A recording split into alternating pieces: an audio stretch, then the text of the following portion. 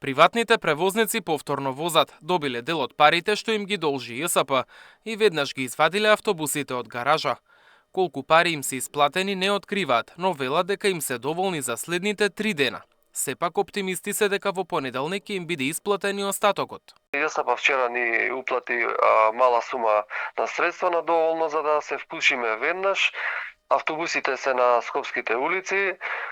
Проблемот ни е ветено дека ќе се реши до понеделник и преостанатата сума ќе ни се исплати во понеделник. Се надевам дека тоа ќе биде така за да можеме да продолжиме да функционираме и да работиме нормално понатаму.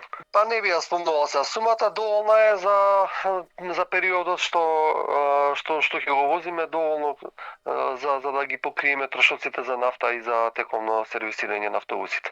Зафировски вчера рече дека градот Скопје минатата недела префрлил околу 650.000 евра на сметката на ЈСП, но од предпријатието не им ги дале на превозниците поради неверификувани извештаи.